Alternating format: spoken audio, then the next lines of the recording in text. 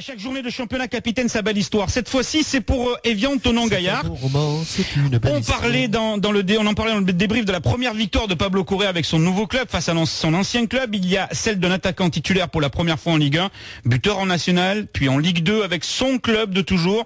Il avait déjà marqué à Ajaccio et il inscrit les buts d'hier soir, les 2 buts de son équipe. Je veux parler de qui, capitaine? De Kevin Berigo. Kevin est en direct avec toi ce matin. Bonjour Kevin. Bonjour. Bonjour, j'imagine que la nuit a été courte. Ouais, bah c'est sûr qu'après les matchs, c'est toujours difficile de dormir, mais après un doublé, c'est vrai que encore un peu plus dur, mais très très heureux.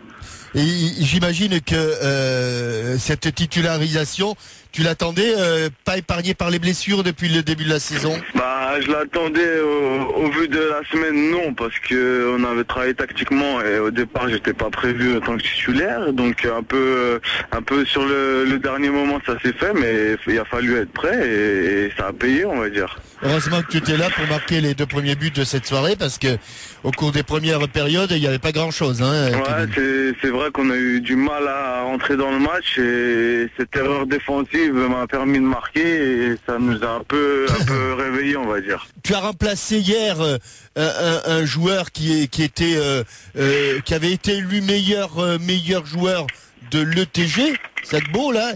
Pour quelle raison ce choix? C'est plus un choix du coach, on va dire. Donc après moi je peux pas vous répondre trop à cette question, mais peut-être le coach a fait le bon choix à ce moment-là. Après je sais que Yannick est en pleine forme en ce moment, donc il n'y aura pas de souci à ce niveau-là. Qu'est-ce qui vous passe par la tête, Kevin Berigo, quand vous marquez ce premier, quand vous marquez ce deuxième but, qui symbolise quand même beaucoup de choses, parce que je le disais, c'était votre première titularisation en Ligue 1. Oui, c'est vrai, puis en plus à la maison, c'est votre club, vous, le natif de Thonon-les-Bains. Enfin, il se passe un truc, non, avec ce club National, Ligue 2, Ligue 1, il y a une belle histoire pour vous. Depuis National, c'est vrai qu'on a assez enchaîné les championnats positivement et c'est ce qui est un peu la force ici. Il y a beaucoup de monde, c'est plus un club famille, donc est-ce que c'est ça qui fait que ça marche? Je pense. C'est bien aussi de se poser des débuts du côté de Douvaine, je crois, et puis un passage par le Servette de Genève et un retour vers Thonon et le TG. C'était bon aussi d'avoir un point d'ancrage. Oui, c'est surtout au Servette en tant que jeune, c'est ce qui m'a permis de progresser, je pense aussi, parce que je suis resté 3 années là-bas à m'entraîner vraiment comme, je vais pas dire des pros, mais c'est pratiquement tous les jours là-bas, donc c'est là où je pense où il y a eu vraiment un déclenchement au niveau du foot. Et si demain Pablo Correa faisait un autre choix et qu'il disait Kevin, tu vas te reposer la semaine prochaine, quel serait ton sentiment?